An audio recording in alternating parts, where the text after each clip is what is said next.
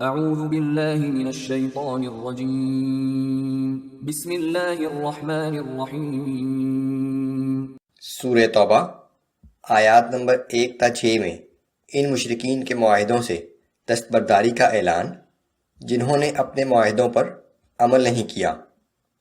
صرف وہ مشرکین اس سے مستثنیٰ ہیں جنہوں نے نہ اپنے معاہدے کی خلاف ورزی کی، نہ مسلمانوں کے خلاف ان کے دشمنوں کی مدد کی۔ مسلمانوں کو حرمت والے مہینوں کے بعد ان کے خلاف جنگی کارروائی کرنے کا حکم۔ اگر کوئی شخص پناہ کا طالب ہو تو اس کو اتنی مہلت دی جائے کہ وہ اللہ کا کلام سن لے۔ اعوذ باللہ من الشیطان الرجیم۔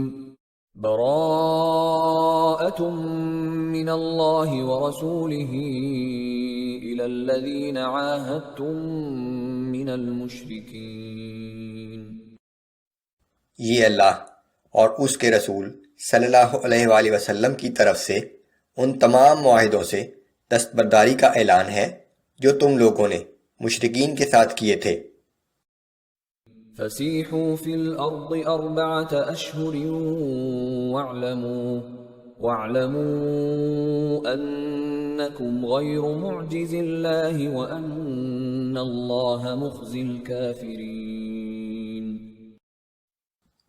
بس اے مشرکو، تم اس سرزمین میں 4 مہینے تک خوب گھوم پھر لو، لیکن یہ جان لو کہ تم اللہ کو عاجز نہیں کر سکتے، اور یہ بھی یاد رکھو کہ اللہ کافروں کو رسوا کرنے والا ہے۔ سن 8 ہجری میں مکہ فتح ہوا۔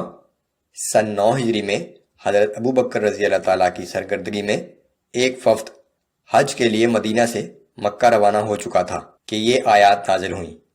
رسول اللہ صلی اللہ علیہ وآلہ وسلم نے حضرت علی رضی اللہ کو ان کے بعد روانہ کیا کہ حج کے موقع پر مکہ میں ان آیات کے مطابق تمام معاہدوں سے دستبرداری کا اعلان کر دیا جائے۔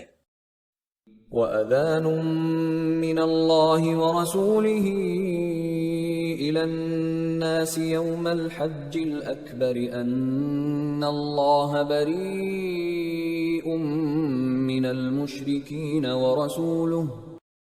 اللہ اور اس کے رسول صلی اللہ علیہ وآلہ وسلم کی جانب سے حج اکبر کے دن تمام لوگوں کے لیے اعلان عام ہے کہ اللہ اور اس کا رسول مشرکوں سے بری الذمہ ہیں۔ فَإِن تُبْتُمْ فَهُوَ خَيْرٌ لَكُمْ۔ بس اے مشرکو، اگر تم توبہ کر لو تو یہ تمہارے حق میں بہتر ہے۔ وَإِن تَوَلَّيْتُمْ فَاعْلَمُوا أَنَّكُمْ غَيْرُ مُعْجِزِ اللَّهِ۔ اور اگر اب بھی توبہ سے روگردانی کرتے رہے تو اس بات کا یقین کر لو کہ تم اللہ کو عاجز نہیں کر سکتے۔ وَبَشِّرِ الَّذِينَ كَفَرُوا بِعَذَابٍ أَلِيمٍ۔ اور اے پیغمبر صلی اللہ علیہ وآلہ وسلم، آپ کافروں کو ایک دردناک عذاب کی خوشخبری سنا دیں۔ إِلَّا الَّذِينَ عَاهَدتُّم مِّنَ الْمُشْرِكِينَ ثُمَّ لَمْ يَنقُصُوكُمْ شَيْئًا وَلَمْ يُظَاهِرُوا عَلَيْكُمْ أَحَدًا فَأَتِمُّوا إِلَيْهِمْ عَهْدَهُمْ إِلَى مُدَّتِهِمْ إِنَّ اللَّهَ يُحِبُّ الْمُتَّقِينَ۔ مگر اس اعلان عام سے وہ مشرک مستثنیٰ ہیں جن سے تم نے کوئی معاہدہ کیا ہو، پھر انہوں نے تم سے ایفائے عہد میں کوئی کوتاہی نہ کی ہو اور نہ تمہارے مقابلے میں کسی کی مدد کی ہو، تو ایسے مشرکوں سے معاہدے کو معینہ مدت تک پورا کرو، کیونکہ اللہ تعالیٰ پرہیزگاروں کو پسند کرتا ہے۔ فَإِذَا انسَلَخَ الْأَشْهُرُ الْحُرُمُ فَاقْتُلُوا الْمُشْرِكِينَ حَيْثُ وَجَدتُّمُوهُمْ وَخُذُوهُمْ وَاحْصُرُوهُمْ وَاقْعُدُوا لَهُمْ كُلَّ مَرْصَدٍ۔ پھر جب حرمت کے مہینے گزر جائیں تو مشرکین کو جہاں پاؤ قتل کرو اور انہیں گرفتار کرو اور انہیں قید کر دو، اور ہر کمین گاہ پر ان کی طاق میں بیٹھو۔ فَإِن تابوا وأقاموا الصلاة وآتوا الزكاة فخلوا سبيلهم پھر اگر وہ توبہ کر لیں اور نماز قائم کریں اور زکوٰۃ ادا کرنے لگیں تو ان کا راستہ چھوڑ دو۔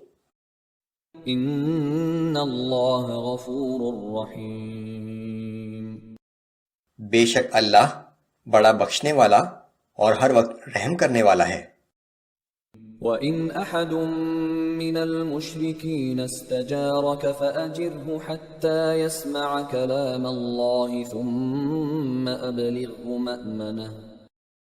اور اگر مشرکین میں سے کوئی شخص پناہ مانگ کر آپ کے پاس آنا چاہے تو اسے پناہ دے دیجئے تاکہ وہ اللہ کا کلام یعنی قرآن سن سکے، پھر اسے اپنی حفاظت میں اس کی عمل کی جگہ تک پہنچا دیجئے۔ ذَلِكَ بِأَنَّهُمْ قَوْمٌ لَا يَعْلَمُونَ، یہ اس لیے ہے کیونکہ وہ لوگ قرآن سے لا علم ہیں اور اس طرح ان پر حجت پوری ہو جائے۔